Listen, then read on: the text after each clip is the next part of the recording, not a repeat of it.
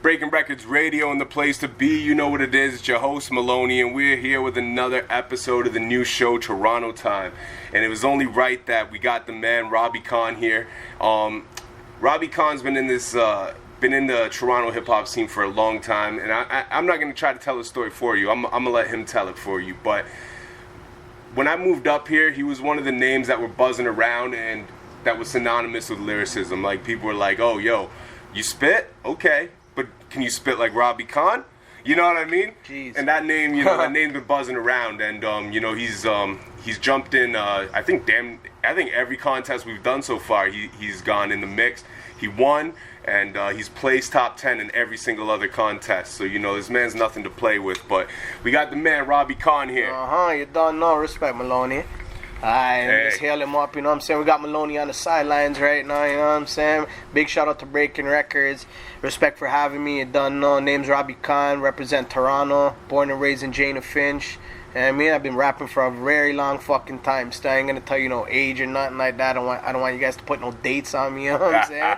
But just don't know. Just know, say I'm repping, non-stop. Well, it's funny how hip-hop, it's one of those weird genres where it's almost like there's this ideology that age matters, but personally, I think it doesn't really. You know what I mean? Nah, age never matters. And for everybody out there who's like being discouraged because of your age, don't let nobody fucking tell you any different. You hear me? Because there's a lot of cats right now that are old, and when you get old, you get wiser. You know what I'm saying? Facts. Put that knowledge on fucking beats, bro. You know what I'm saying? Don't let nobody shy you away from what you want to do in your life. You know what I mean? And actually, with what you said there, too, that's a topic we'll end up touching on when we get to the new Toronto segment. But just even being wiser and OGs, and I think that's a big thing that the city, and maybe a lot of inner city communities are lacking nowadays. But with that being said, I want to take it back and uncover the whole history, right? So, growing up in your time, like, for one, we will tie it into the OG thing, but to set it off, like, kind of, what was, like, the climate of the city like back when you first started getting into hip-hop? Like, were there any artists in the city specifically that inspired you, or were you more inspired by what was happening on the state side and bringing it here? Like, what was definitely. Well, let me just give you a little background history of Robbie Khan, you know what I'm saying? I was born and raised in Shoreham, Jak H. Finch, Jak and Shoreham. I got 4 brothers, I got 2 older, 2 younger brothers. And the way I got introduced to hip hop was my older brother Pac Rat, you don't know, shout out Pac Rat.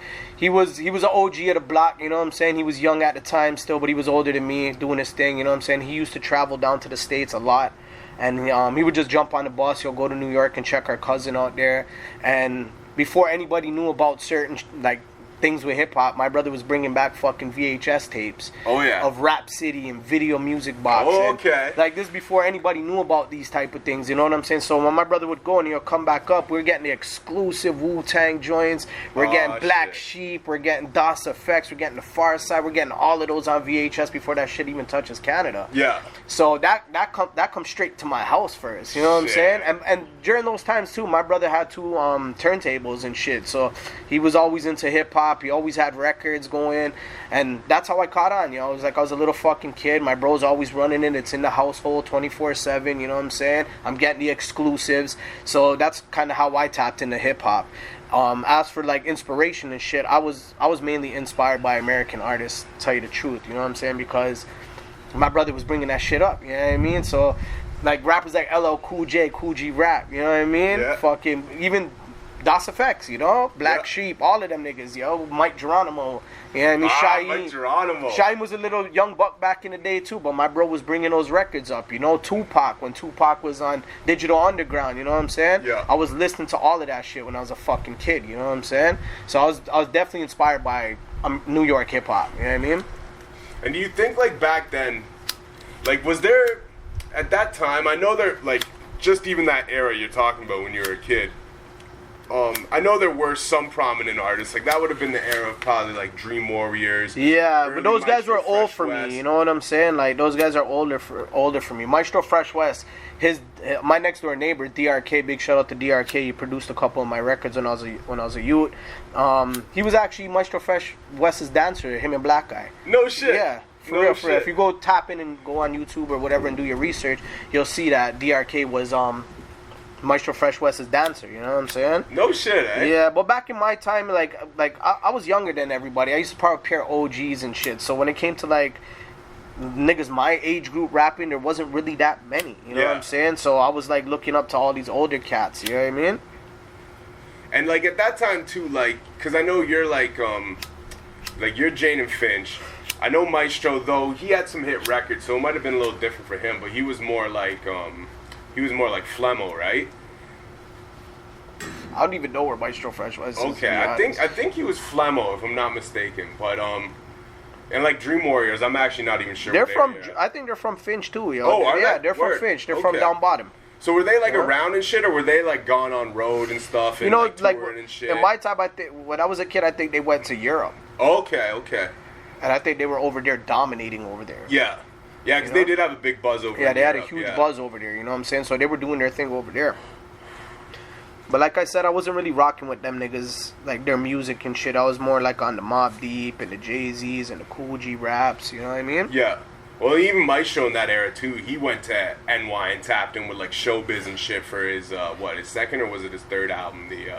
Yo, I Can't Believe This Kid's From Canada, or whatever that album's called. But so even, like, you know, at that point, he was going in and tapping over in that, like, that early 90s, you know, sample-heavy, boom. I mean, realistically, the essence of boom bap, right? Yeah, that definitely. early 90s shit. No, Maestro is a forefather of hip-hop, you know what I'm saying? Especially in Canada, you know what I'm saying? Let your backbone slide. Big shout out to Maestro. Maestro, I don't know why you ain't fucking with me, my nigga. Come fuck with me, bro. What's up, man? You Guyanese too, nigga.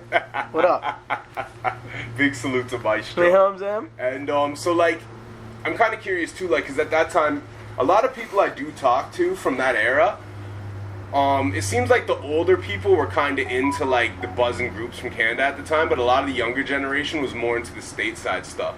And, being present in the city while, like, these kind of first forefathers are really starting to kind of catch a buzz and stuff, like, was it, like, prominent? Like, was it getting a lot of burn on radio here and stuff? Or was it kind of, like, the same type of attitude as it is nowadays, where, like, people had to kind of go stateside or get out of the city to really kind of make a name for themselves? Like, to be honest, when I was a kid, I wasn't really focused on what all of that shit. I was just a kid, just doing me, you know, just in the streets trying to survive.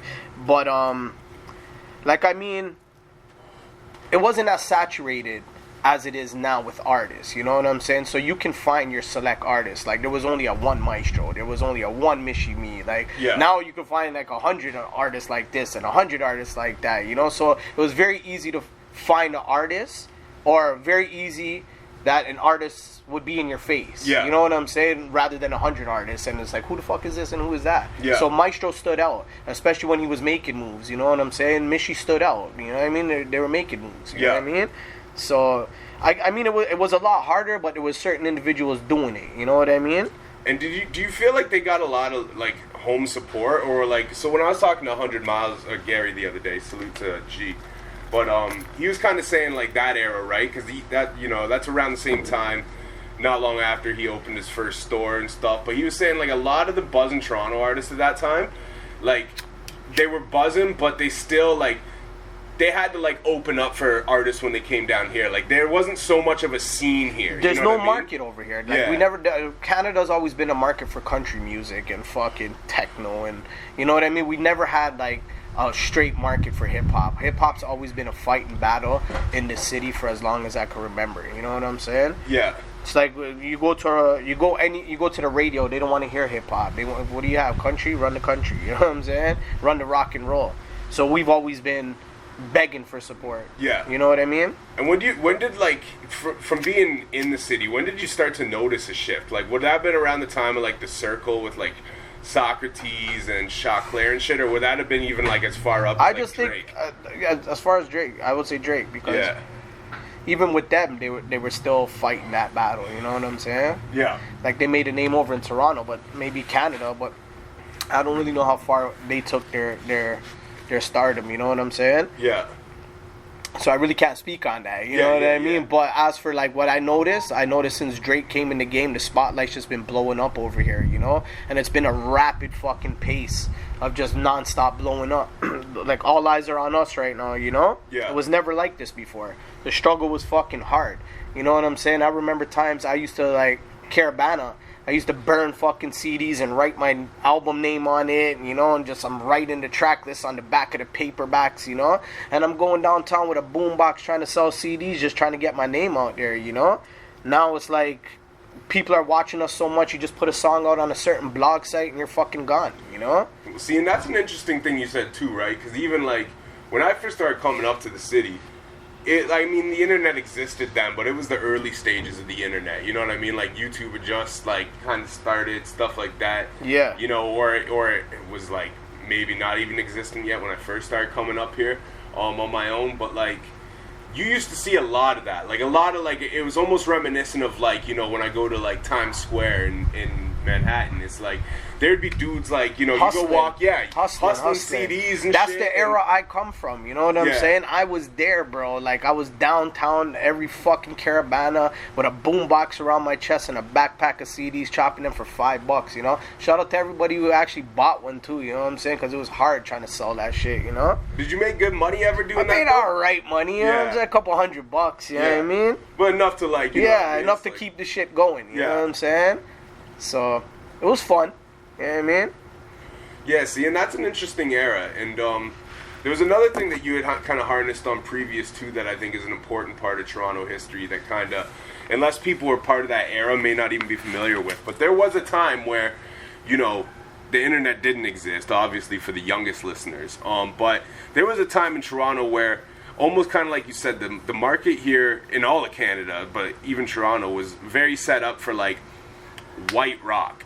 And, you know, even record stores and shit like that. And it's exactly like you said, like your brother, like anybody I talk to who's got OG status in Toronto hip-hop, they have stories about how they used to pile in the car once a week and go down, I think it was Tuesdays was when albums dropped back then, right? And they go over to the States and go pick up all the new releases. That's all, you can't get them up here. Yeah. You know what I'm saying? Play the Record was out here, you know what I'm saying? But they got shit late. Yeah. You know what I mean? So you got to go to the source, man. You know? That's crazy, man. Think about that. I guess you don't even have to think about it. Because, back in the day, there wasn't that much, like, Toronto hip-hop. Or if there was, it wasn't out there like that. You know what I'm saying? But America was already, like, had hip-hop out on TVs and the whole nine. So it's like, if you wanted to go to hip-hop, I'm pretty sure the whole world can testify to this. They would go look for American music. You know what I'm saying? Straight to the source, right? So it's the same shit with Canada, you know? But at the same time, we had artists out here as well. It just wasn't out there like that, you know? Yeah. And, you know, you blame the market. Yeah. You know what I'm saying? And at that time, too, would you say, like... Because kind of like what you said, right? It's like, I'm sure there's people rapping everywhere, but... there wasn't a market for it. So was everything kind of more segmented to like your neighborhood at that time? Like there'd be like a buzzing dude in this neighborhood, and maybe like, you know, homie from over here. You come and battle if somebody said, you know what I mean, kind of like that's how like I actually started rapping, bro. Because like back in the day, it was just writing bars. Like it was just straight lyrical shit, you know. Because that was like the theme of hip hop back then. It was like bars and you know what I mean, substance, context. Yeah. You know, so. When I was in high school and shit, that's how we started off rapping. We would battle rappers. Well, I actually started rapping before high school. I was rapping in middle school. Yeah. But high school is when the battle rapping, you know, started going and shit, you know? Yeah. So, yeah. And then that's how you get your name out here. In the hood, you know what I'm saying? You play a track in the hood, everybody's like, who the fuck is that? Yo, I'm me that, you know what I mean? And then next thing you know, everybody's bumping your track in the hood, and you know you got a little hood buzz. You know what I'm saying? Yeah. I had that. Me and my clique had that shit going in for Up Top. You know what I'm saying? We were the youngest niggas in the hood rapping. You know what I mean? Yeah. We had a crew called Young Offenders. You know, and it was me, my younger brother, and a couple of my next door neighbors, Chrome, Cable, Knight. You know what I'm saying? Quacks. Shout out to Mandem. You know. And so, started that shit over there. And I do actually want to dig into that too, right? Because I think a lot of people who don't know much about Toronto, or they, you know, have never lived here or spent much time here or whatever, and they're just kind of spectating from the outside looking in. There's one infamous neighborhood that damn near everybody knows, and that's the neighborhood you're from. Jane and Finch. Don't know, and, you know, forever. And you know we'll get a little bit into. I know there's obviously things that can't be spoken about. as far as like the DVD goes, but you know, the Real Toronto was a big thing at a certain point. I think that kind of was an eye opener to a lot of the rest of Canada about that neighborhood specifically, but a lot of what was going on in the city, right? But like that being said, you know, with how infamous Jane and Finch is, it's also kind of been renowned as like a very hip hop orientated neighborhood too, right? So like, what was it like when you first started coming up, like with the young offenders and stuff, and like what was kind of the climate of hip hop even just in the neighborhood at that time? Like, I mean, I kind of kept that climate hot, you know what I'm saying? Because on every corner, every fucking day, I was there freestyling, you know? And it was, we would just be chilling on the corner, smoking, drinking, and freestyling. Every fucking corner you go, you see me. You know what I mean? And I'm out there, and the man them's just around like, yeah, they're jumping on with it, you know? But I mean, like, yeah, we was listening to like Wu-Tang and shit, and just rapping over their shit. And was there like other crews out present at the time as well too, that you were like any rival crews or even crews that you guys rocked with? No, we never had no rival crews, you know what I'm saying? Everybody, like, like back then, what I remember is, we have Black Creek, you know, those were my older brothers, and then we had the Smugglers, you know what I'm saying? That was Benny Black and Stick Up, shout out to Man Dem. And then we had Young Offenders, you know, and Young Offenders was me and my little crew, you know what I'm saying? And then later on we had we also had Five Dutch, and then later on YBK came and BFR, and you know what I'm saying? The whole wave started moving from there, you know what I mean? But yeah, it was never no rivals, man. It was just a bunch of, you know, niggas in the hood making music together, and you know what I mean? Just feeling proud. Yeah. You know what I'm saying? And it's crazy to think, like, you know, how rich that history it is and how far it goes back. And, like, even to talk about, like, you know, the Real Toronto DVD, like, how much that shit shook up, you know. Like, I remember, you know, growing up in Brantford, you know, like, my dudes who had family in Toronto bringing that DVD back and be like, yo, you gotta watch this shit. For real. And you'd watch this shit and you'd be like, what? Toronto's like this? Dog, you know what I mean? When I seen that DVD, I was like, yo, that's some hot shit, yo, because everybody's like flashing burners and shit, like, and I'm like, you know, the way I was taught is like you keep certain things on the low, and that's one of them, you know what I'm saying? Yeah. So those are the type of things we don't show, we don't talk about, you know? So, yeah, holy fuck, buddy, what are you doing here, you know? We got a raccoon right here just watching us. Rack City. Yeah, are you actually going to come over here right now? Yo, bro, run up! Run!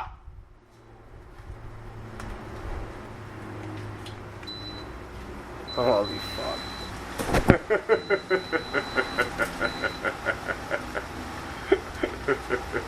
What's up, man? That's actually hilarious. I know, right? For fucking, yo, with Jane and Finch, we had nothing but raccoons, yo. Keep the shit going, you know what I'm saying? Oh, but, yo, this guy, yo, run up, buddy. I'm going to go get him. I just wanted to pass that back up on you. You got to push him away.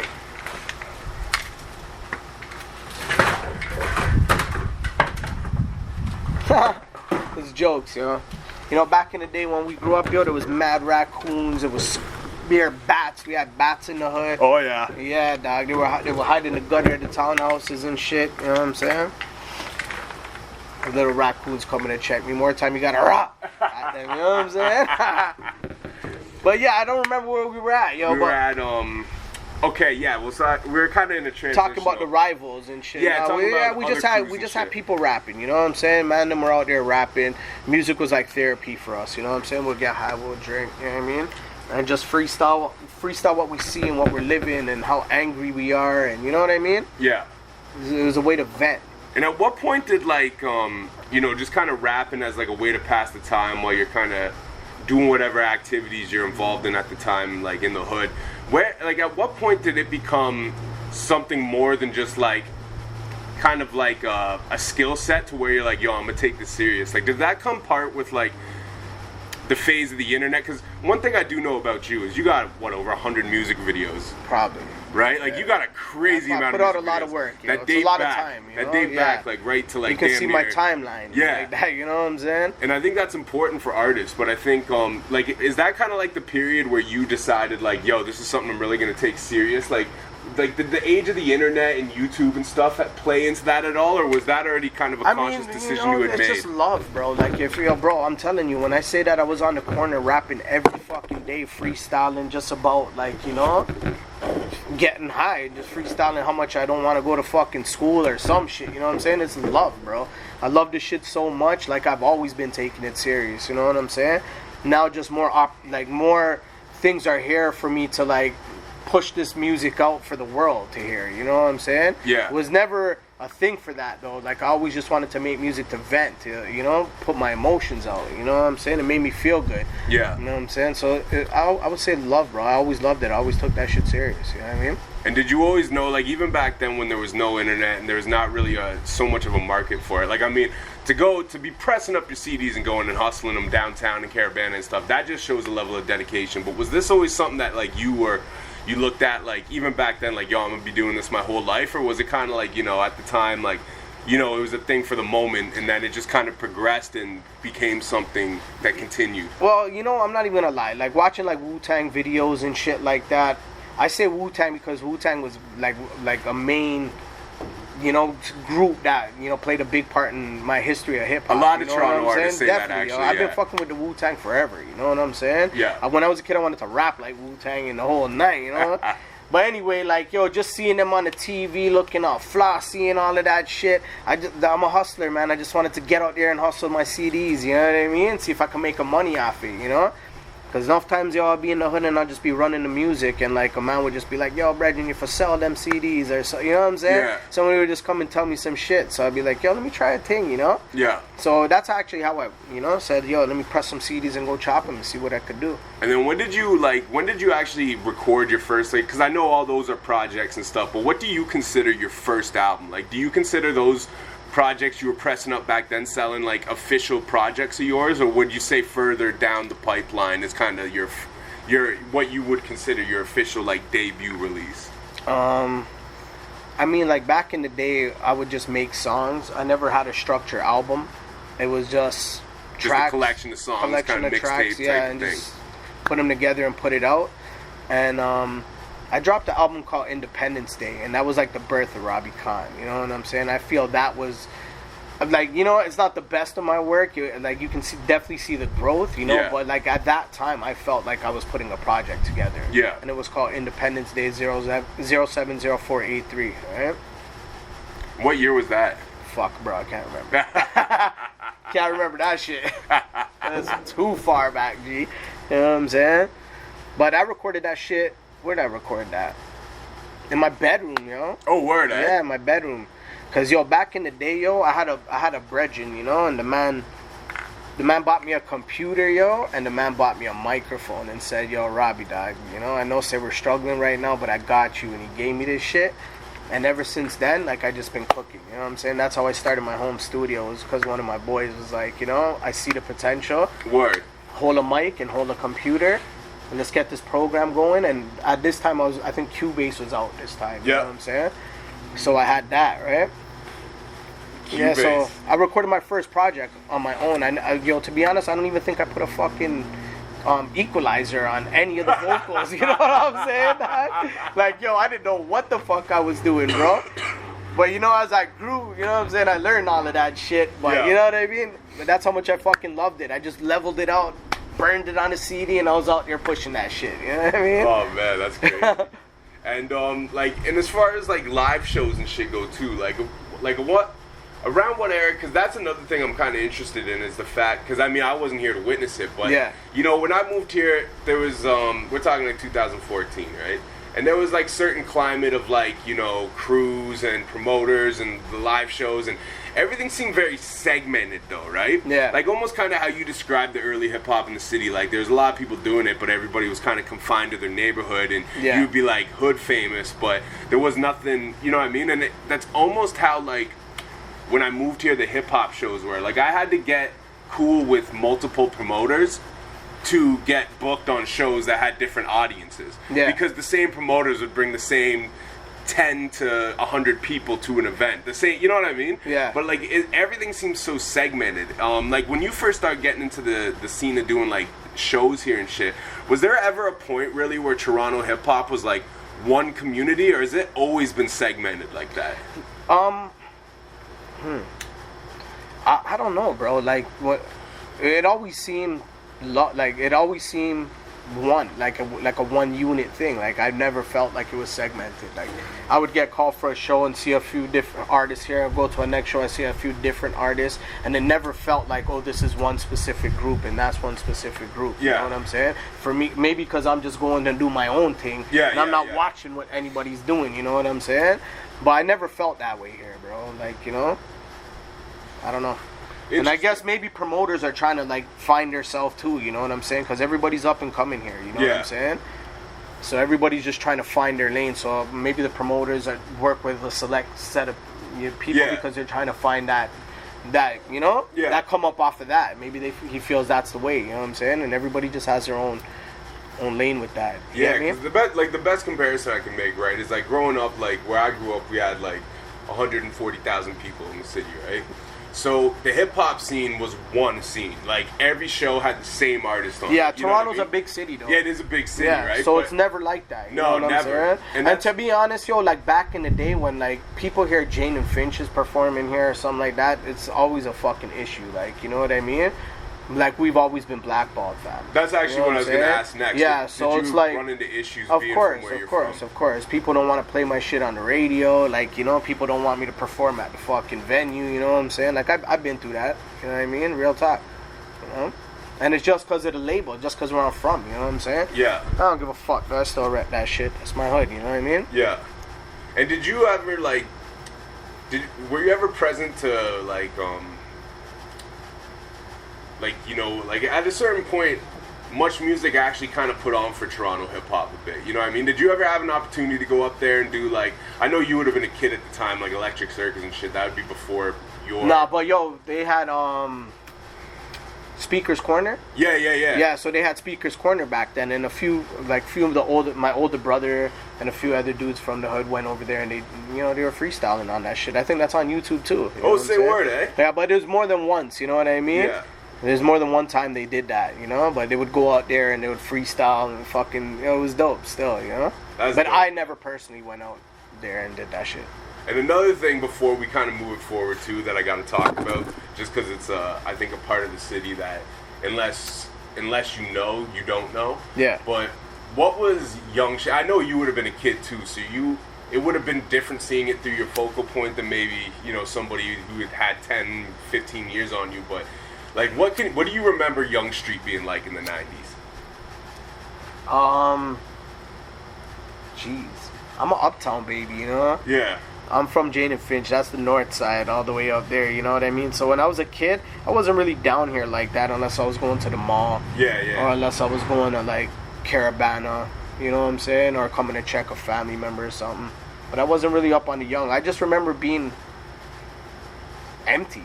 Yeah. You know what I'm saying? It wasn't so many lights out here, you know what I mean? Yeah, it was more low key and fucking. It was more like in the stages of building, you know what I'm saying? Yeah. Yeah, I guess that would be true too, eh? It was more space. Yeah. Like, you know, there wasn't all these buildings. Right now there's so many fucking condos. But you know what's so crazy? Many businesses, you know? I seen a picture, a horizon image of Toronto from I think it was like 1974. Mm-hmm. And dog, the only thing standing in the sky is the tower. Is the CN Tower. Yeah. The rest of the city was flat. Like there was like maybe one, here, two tall buildings, 1, 2 maybe. You know what I mean? Yeah, but no doubt. Well, remember, I'm not that old. You know what I'm saying? Yeah. I'm young. Where like, you know, like the development was here. You know what I'm saying? It was already developing. Development was here. Like, but I'm young enough to say that north of Jane and Steele's, where Wonderland is, you gotta go up like a few fucking blocks, maybe about 10 blocks, yo. It was all grass and then Wonderland. Oh, really? It was all fucking grass over that way, you know what I'm saying? And then within a span of 20 years, they fucking look how crazy it looks now. Vaughn is there. Yeah. You know? Yeah, it's a whole fucking city now. We used to ride our bike to Wonderland. Say word, Yeah, bro. It was a mission, fab. You know what I'm saying? Wow, that's crazy. And Wonderland opened in what, 96? I don't remember that. Yo. No, it must have been before that. I went. No, it was way before that because I got pictures there when I was a fucking kid. Little kid, yeah. You know what I'm saying? No, the first time I went there was 96. That's where my memories clicking on that. But yeah, so like I see the city develop. You know what I mean? Even for the music, like the shows and shit. Shows.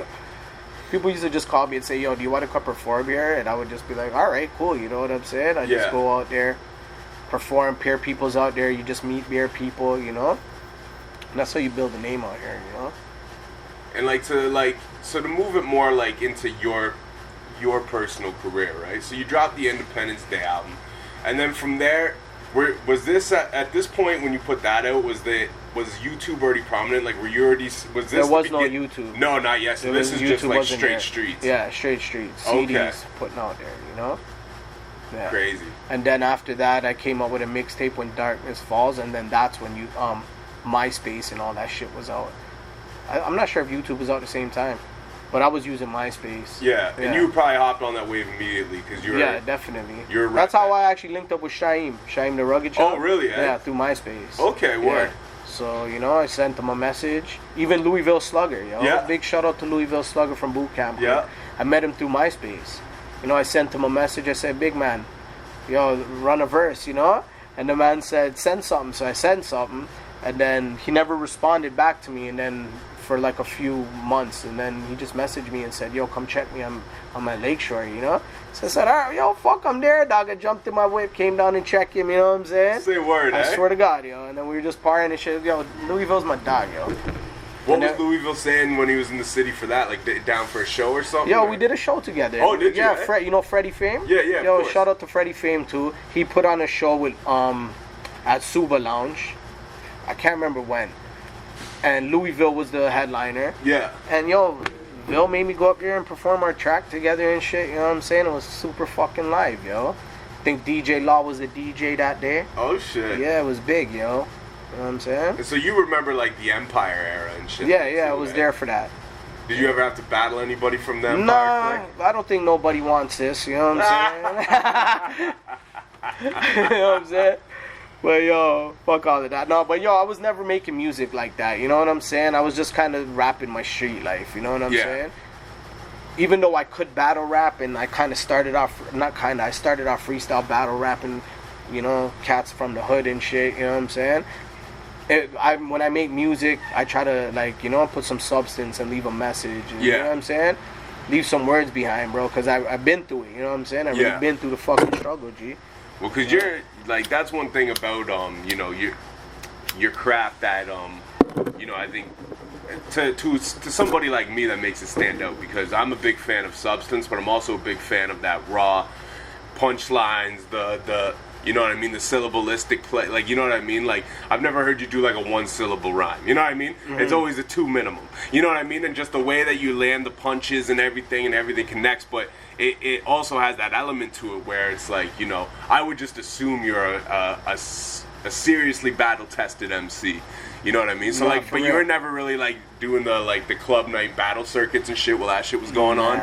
You know, I went out to a few events and shit, you know what I'm saying? Yeah. But I wasn't trying to battle. Yeah. You know, I just wanted to go up there and fucking spit my pain, you know what I'm saying? Yeah. Let people know, like, yo, I'm from Finch, and, you know, we've been through a lot of shit, and we just want you guys to feel this, you know what I mean? Yeah. So that's kind of where my music goes, you know what I mean? Yeah.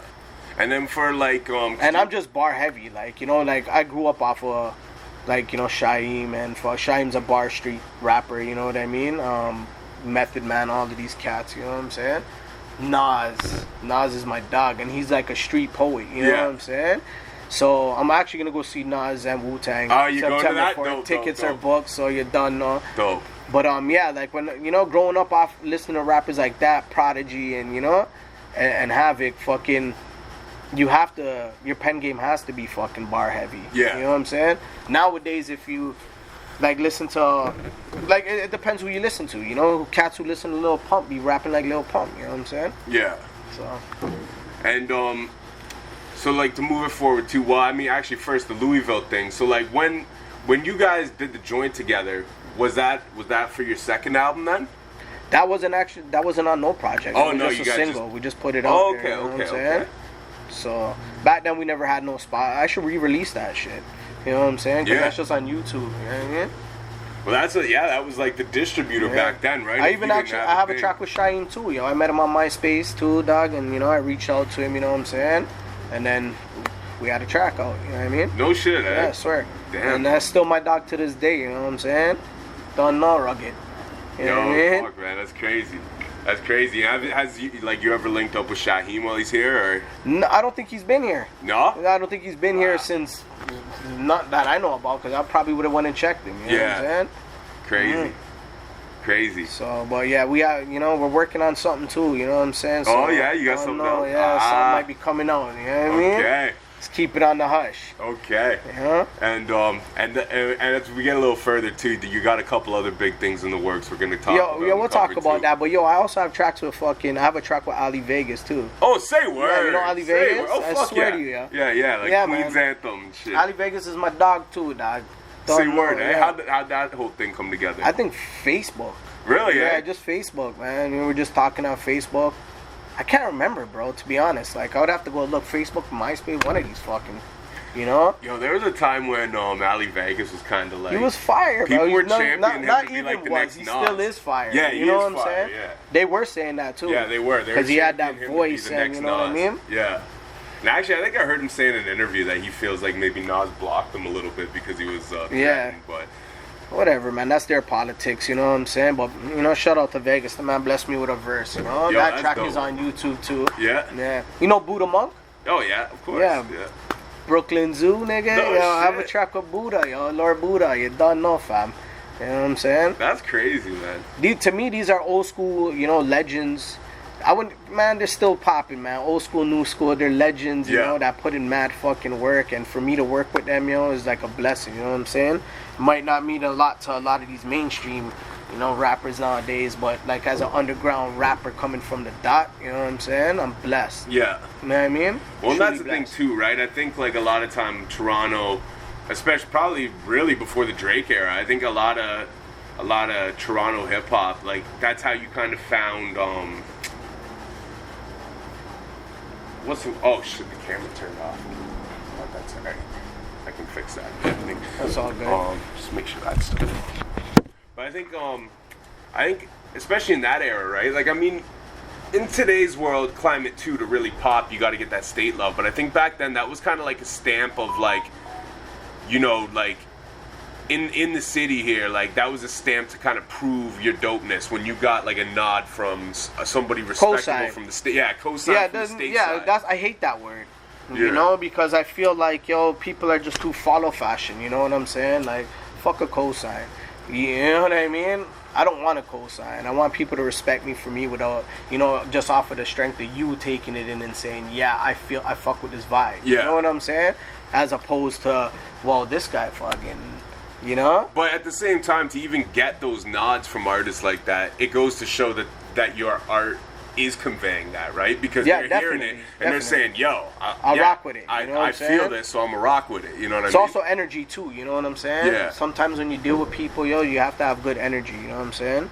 Yeah, 100%. Just all around, you know what I mean? Because it translates. And, like, that's another thing I'm curious about, too. Like, because, all of us as artists, we make mistakes and we learn from them. We're all fucking young knuckleheads at one point. But, like, when you were coming up, like, did you have that kind of like chip on your shoulder, that ego to you a bit, where like maybe you, like looking back now, you'd be like, yo, damn, I should have maybe approached this situation different, and this could have been, like, how like sometimes like I can point at a few points in my past where something probably could have been a good opportunity, but my pride spoke too loudly. You know what I mean? Yeah, no doubt. I probably have one or two of those, but none that stand out. Yeah, you know what I mean? Yeah. And then to move it forward too, like, so when you first started really kind of hammering out music videos, because like, like we were saying, like I think you got like damn near 100 music videos. Yeah, I swear to God, you got so many videos. I don't even look back at it. Like the way I operate is like, yo, if I make a track, bro, I bump it for like a week, and then that's in the bag. Move forward, yeah, and then it's a next track.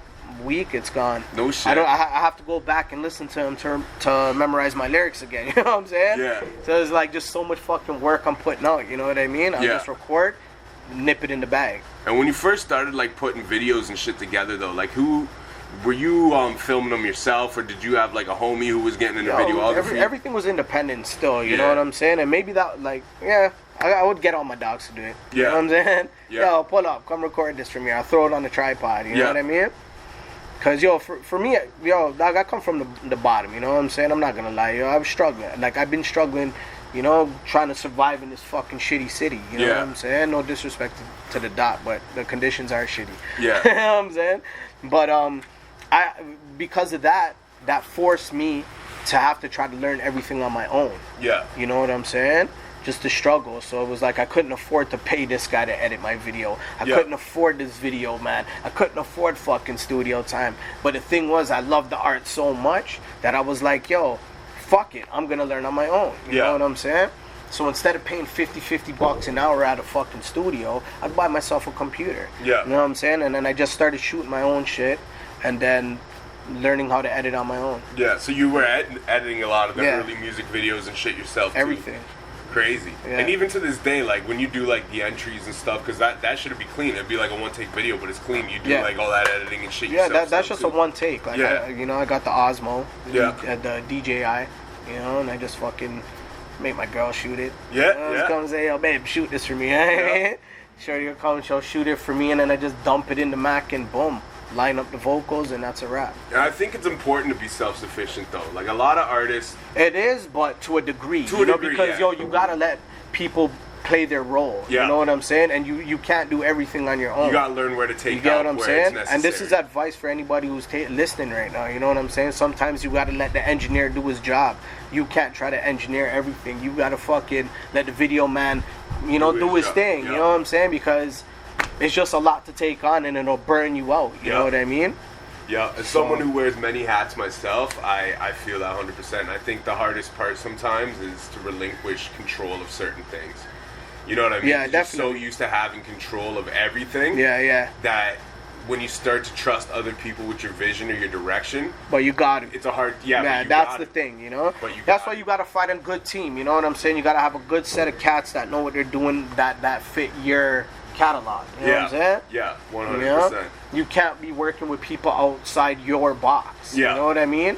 So I find a lot of people struggle to do that as well. Like a lot of people want to hop on and pay to almost be a part of something else that's already going, but it's like what they lack to realize is they'll never be a part of that thing that's moving because those people got their own mechanical parts. You're a side job to them. You know what I mean? Which is why I think like the self-sufficient thing is important, but you're right. You also have to have that fine line where you have people. Yeah, you got to get help, bro. You know what I'm saying? Because it's not an easy task, bro. You know, I did this shit for years and years and years. It's time to let up. You know what I mean? Yeah. So, yeah, that's just my advice to people out there. You know? And so I did it. Oh, sorry. No, go ahead. I was just gonna say. So, how many albums do you have, like official albums out to date? I got Independence Day, Pros and Cons, Contra, Made in Jane and Finch, To Be or Not Be. That's 5. When Darkness Falls. 6. I think 6. And do you know what? When you just said the pros and cons, that's what it was, bro. I think that's the first time, like we were talking off camera. That's before. my favorite album. I think that's like we hadn't actually introduced ourselves to each other, but I think the first time I was in the same room as you, I think was at Maximum FM. You're right. Yeah. You're right. I don't know what we're up there for, but I do remember. We were promoting, you know, because I just came back from Atlanta.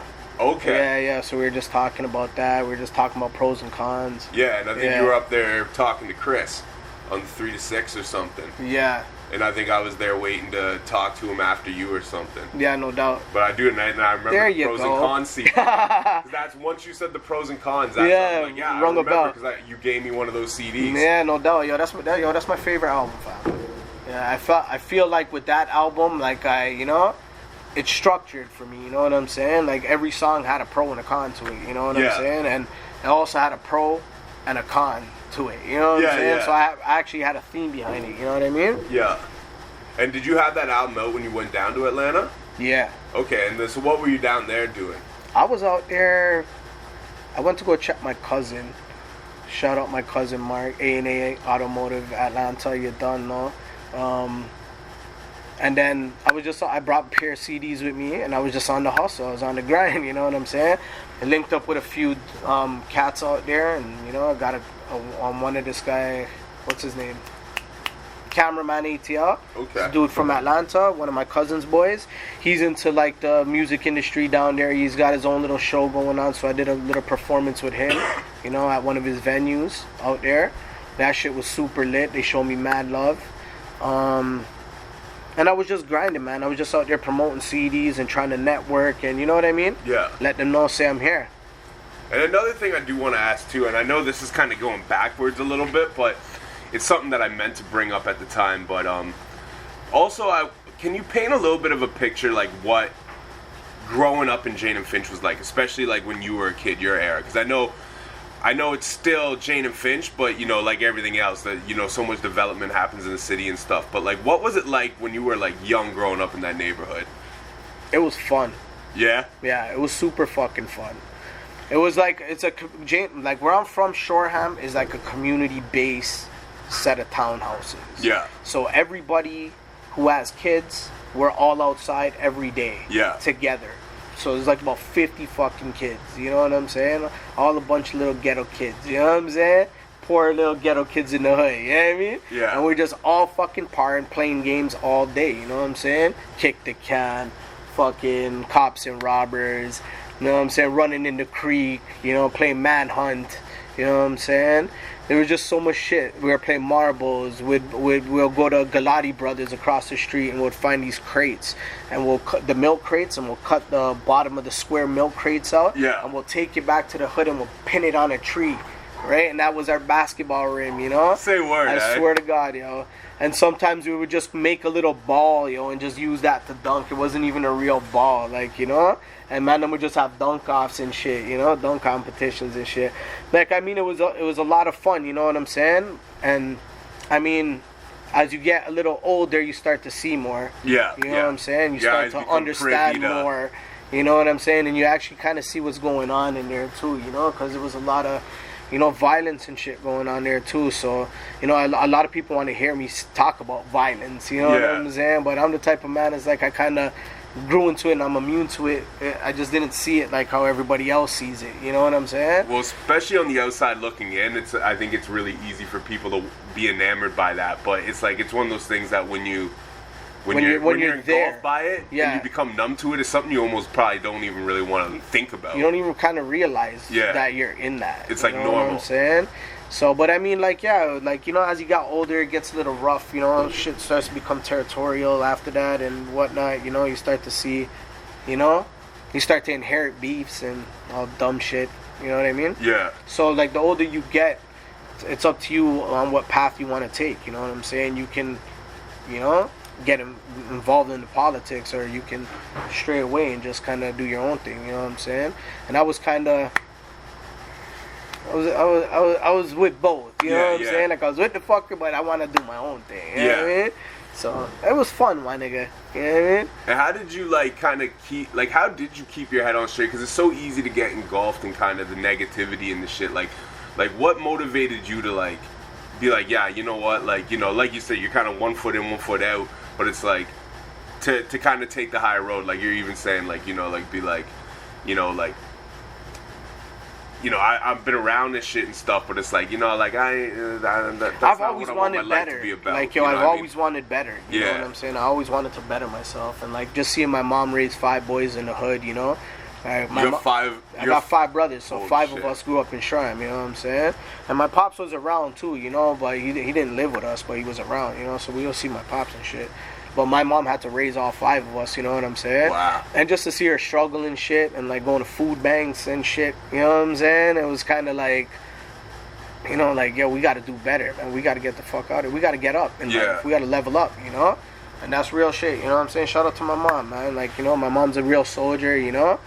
And, yeah, man.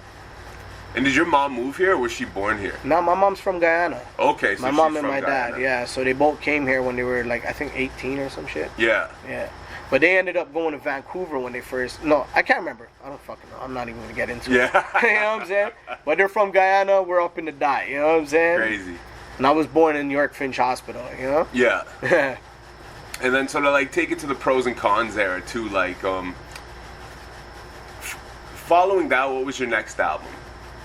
Contra was the next one. Yeah, so what I did was, for pros and cons, I wanted to leave behind, like, I knew I was going to sacrifice the trendy music just to put out substance. Because I wanted to leave it behind. Yeah. You get what I'm saying? So with pros and cons, I made sure like I touched certain topics that it's like, yeah, man, that's there forever. Yeah. With Contra now, after that, I was like, yo, you know what? I gotta show these motherfuckers out here that I'm still lethal. You know what I'm saying? Yeah. So I went into Contra mode, like the video game, Yeah, right? yeah. So I love that alias, by the way. Like, that's clever right? shit. Yeah. Somebody gave that to me still. But anyway, fucking, me and my brother, we used to kill Contra when we were kids on the NES, you know? Like, we fucking clear that game without dying. We're jumping over every bullets, getting spread, flare, laser, yo. You know? So anyway, yo, fuck, my name is Robbie Khan, you know what I'm saying? And it's wartime, so Contra. You know what I mean? I still remember the shortcut in that game, like, I can't remember where it's at, like if it's third part of the first level or something, but like you hit it and then it takes you to like the last level or whatever. Oh, but shit, I didn't even know about that, bro. I think like it's been so long I can't remember if those are the logistics exactly, but I just remember getting to the last level on that shit and never being able to beat it. Yeah, no There's doubt. like this part where you duck down and these bullets come or some shit and you gotta like, I could never get past that shit, I'm bro. fucking clearing every game, yo, you know? Punch Out, you know what I'm saying? Ninja Turtles, Mega Man. Oh man, the Ninja Turtles. Blades of Steel. Too. You play Blades of Steel? That I don't know if I know that. Come on, yo. What you guys know about Blades of Steel, huh? Shit, I don't NES, huh? You know what I'm saying? I don't think I know that, actually. Jeez. Our fucking Shinobi and shit. Yeah. So then shit, anyway, yo, the Contra came out next, you know what I'm saying? And I just kind of went bar heavy on that shit, you know what I mean? It's crazy, yo. And then, so was that a separation of, like, actual, like, branding, too? Like, were you like intentionally kind of going two separate directions? Robbie Khan's this entity and Contra's like almost like an alter ego for like the bar heavy shit? Definitely. Yeah. Yes. Robbie Khan, you're gonna get that like heartfelt. And not to say Contra ain't heartfelt, you know what I'm saying? Yeah. But Robbie Khan is just a different. You're just gonna get that real Robbie Khan shit. You know what I'm saying? You get that pain. Yeah, with Contra, like, you know, I'll give you throwaway bars. You know what I'm saying? Hardcore killer bars though. Yeah. That really ain't throwaway. You know what I mean? Oh man, and like, you know, with so many projects and stuff, you know, it's hard to go and highlight every single moment. But like, before we kind of step into more of the current and what's coming next, and kind of some of the climate of what like currently hip hop in the city's like, what are like some of your biggest or your most favorable standout moments between the catalog? I mean, you mentioned pros and cons already, but like, are there any other specific songs or bodies of work that really like are something that you feel like need a highlight on them if I could re-release something right now? Yeah, or even like, just something you feel like maybe got overlooked. Man, like, yo, to be honest, I feel everything's been overlooked with me, like, you know, from the jump. Like, people will say, oh, Robbie's this, Robbie's that, like, he's been putting in work, but like, I still feel, I didn't get my just due, you know what I'm saying? Yeah. As weird as that sounds, you know what I'm saying? Yeah. Like, yo, I'm toe to toe with the best of them, you know? Yeah. So, you know what I mean? I gotta get that name etched in stone, bro. So I definitely feel overlooked in a lot of ways, but that don't stop me, you know what I'm saying? And fuck them, I got hundreds of songs laying out right now that I'm ready to drop, you know? So I don't give a fuck, catch up, you know what I'm saying? Yeah. I'm still putting out the work. I don't give a fuck. I don't need no, like I said, I don't need no cosign. I hate that word cosign, you know? Yeah. You know what I'm saying? So, yeah. In today's climate, too, I don't think the cosign is as important either, right? Like, in the era, like, you know, that early internet era when you know, the cosign back then, I think, was more important. Like, even especially, like, in the era before that, like, you know, it was big for, like Socrates to have records with, like, OC and Master Ace and shit. And, like, you know what I mean? Like, shit like that is, like, it's almost like a flex, you know what I mean? Or like Shot Claire to go to D&D and record with Primo and Guru and, you know what I mean? Memphis Bleak, like, to like come back home, it's almost like a stamp on your hip-hop passport that, like, you know, the greats acknowledge me, you know what I mean? Or even as far back as, like, you know, KRS coming back honestly, and showing love man, to like, yo, it's always it's a blessing to receive that from a legend, you know what I'm saying? To get that, if you truly love music and you truly love hip-hop, and you know where it stems from, and you're getting these type of blessings, yo, like, that's on you to accept the way you accept it. You get what I'm saying? But I'm not starstruck, bro. Yeah. You know what I'm saying? So it's like, I'm still gonna put my shit out. You know what I mean? So if I get that cosign, it's a blessing. It's an added on blessing. Thank you. You know what I'm saying? Yeah. Feels good. But no disrespect, but I don't need it. You know what I'm saying? I'm still going to put my music out and leave my shit behind. You know? This is for my legacy. You get what I'm saying? Yeah, 100%. Right? So, yeah, man. And with that being said, too, so I do want to talk about kind of some of the stuff you got in the works, because I was lucky enough to be able to hear a couple snippets there. Like, for the Pacewon joint, tell us a little bit about it. Like, what's it called, and when can we expect that joint to be coming out? Yeah, the track is called Warzone. That's coming out on my EP in August. I think August 6th is the release date. Yeah, man, I just felt like I need to, put Pacewon on my vibe. You know what I'm saying? I wanted to just put that raw, bar heavy shit together for him. You know what I'm saying? And I sent it to him, and I didn't know what to expect. You know what I'm saying? And he took a long time to send it back to me, but he blessed the fucking track, and like the time was well worth the wait. And he killed it. He fucking, kept the vibe going, you know what I'm saying? And I rate it, I appreciate it. You guys look out for it. It's a super fucking fire track. It's produced by my boy The Hit Force. Mixed and mastered by Fonz from Dramatic Tracks. So the quality's there, you know what I'm saying? Fire. You guys just be ready for it, you know what I'm saying? Shout out to Pacewon. And is the Hit Force, are they doing, are they handling the production for the whole project? I noticed a few of the joints you showed me were produced by them. Yeah, Hit Force did the whole thing. Okay, dope. They're my favorite producers from the fucking city, yo. And do you find it's important when doing a project to work with one producer too, or do you not find it really matters? It just determines what you're looking for the result. It's all about the what you wanna hear. Yeah. Your sound, right? So if you like this producer's beat and you feel like that's it, then that's it. But the Hit Force, they flood me with beats. You know what I'm saying? Non-stop, and it's just enough to make projects, bro. Non-stop, and they're all fucking fire. Yeah. So I'm just steady cooking. You know what I mean? Shout out to Hit Force. You guys keep me going. And well, the one thing I liked about the Pacewon joint too, like I haven't heard the whole thing, but I got the snippet that you showed me, and I think you're very right in the sense where you said like you brought Pacewon into your element. Because I find a lot of times when people are working with an artist, you know what I mean, like of a different stature, they try to cater to their. They try to cater to exactly as to where. What you showed me, I've never heard Pacewon rap like that. Like he's almost a little melodic on it. Yeah. You know what I mean? Like I never really heard. He's swagging on it. He's dripping on it. Like honestly, at first I was like, yo, is that Con like kind of harmonizing there? No doubt. And it wasn't until like a bar in where I'm like, no, that's Pace. I'm like, yo, I've never heard Pace attack a beat like this. Yeah, no doubt, man. Something special. You know what I'm saying? I'm blessed. Man, he blessed the track, yo.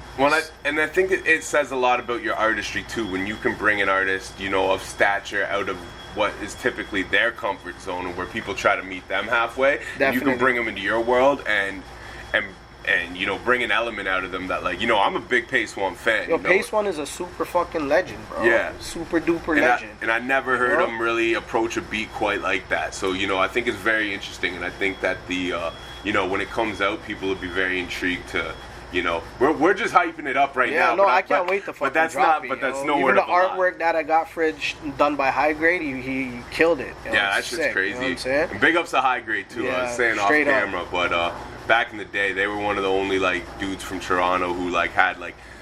Had some following on Twitter who because back then I was just trying to get my shit heard. I tweeted to anybody, you know what I mean? That had any sort of a name, and like he was one of the few cats out of Toronto who would actually hit me up and be like, yo, that shit was dope, and he would share it and shit, retweet it, and it was like, and I always kind of wondered what happened with High Grade actually. So when you showed me that shit, I was like, dope, man, he's still out here doing it. Yeah, no doubt, man. Give him mad props, yo. He's like one of the fucking best designers out here. You know what I'm saying? That's crazy, man. He brought the visions to life, Yeah. Yeah, man. All right, man. Well, so we'll get this thing wrapping up, but there's just a couple more things I did want to talk to you about. But another one is I know you got another big joint in the works, and I hope I can say this, but it's with Big Pun's son, Chris Rivers. We able to talk about that a little bit? Hell yeah. Shout out Chris Rivers, man. You done know Big Pun, rest in peace. You know what I mean? Forever Big Pun, you know what I mean? But yeah, I got a feature of big man Chris Rivers coming out on the EP. You know what I'm saying? Man, bless me too. Crazy crazy, man. The track is straight fire. You know what I'm saying? Hit Force produced it again. You know what I mean? I don't really want to, talk about the track. You guys just got to hear it. Just be prepared to hear Flames. You know what I'm saying? It's coming out mid-July after my first single that I'm dropping, My Time. That's July 8th. So make sure you tap into, whatever streaming services you use, because it'll be on all of them. And you done know. Tap in. Dope, and man. then we're just going to go from there. You know what I'm saying? I'm just going to drop a few singles, and then I'm going to drop my EP. And do you got any other future plans, like, for the rest of the year after the EP, or is that all on the hush until just this is the main focus? No, I'm gonna keep going right now. Like, I'm just gonna drop the EP. You know what I'm saying? Release some videos. You know what I mean? Follow up with some videos, and then keep dropping music, because I just got a whole shitload of music in the stash, and I'm trying to feed my fans. You know what I mean? Yeah. So the buffet is here. Hey. You get me? Word up, man. And before we do wrap it up, too. Big shout out. Big shout out to Try Shy, yo. She's on my EP too. Oh, word. Yeah, okay. Try Shy came and dropped a verse for me.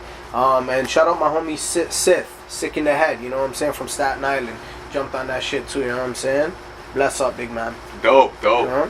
And one thing I do want to touch on as well before we wrap it up, but you're gonna be launching a cooking show. Nah, I actually launched the cooking show already. Oh, you already launched it? Okay. So I have a few episodes out already, but I took a break because I just been, like, music is more my passion, you know what I'm saying? Fucking cooking, I just love cooking, and people actually like the episodes I've been putting out, so it's getting a high demand right now. So I gotta feed them, you know what I'm saying? Yeah. So right now, I don't know, I got a couple episodes about to come out, you know what I mean? Caribbean style dishes, Robbie Khan, cooking with the Khans, Me and my fam chefing up some meals for y'all, look out for that shit. You know what I'm saying? Dope, man. And for anybody, just let them know where they can find everything. You know what I mean? Yeah, no doubt. You could. All my links are on my website. It's iamcontra.com. Contra spelled with Khan. Also, you could go on my social media. It's @only1 Robbie Khan. And on my YouTube is Robbie Khan Forever. Done no. Word up. Well, Robin, man, I appreciate your time, my man. No, my G, appreciate you. No doubt, my man. And if you got any shout outs, anything you want to say before we wrap it up? Yeah, I just want to big up everybody helping me out with my project right now. Confidence dropping real fucking soon. You know what I'm saying? Shout out to my producers. Shout out to the people on the back end. You know what I mean? Shout out to my family. All the fans out there. I love y'all. You know what I mean? Shout out to Maloney, Breaking Records. And you done know I'm coming back in the next competition of Slaughter, eh? Hey. You done know, eh? Straight bars. You know what I'm saying? Who's fucking with it right now? You know what I mean? That's what we're talking about, baby. You know what I'm saying? Robbie Khan, I'm out here. You done know, eh? And look out for Done Know, eh, too. I'm gonna be coming out with more clothes, too. You know what I'm saying?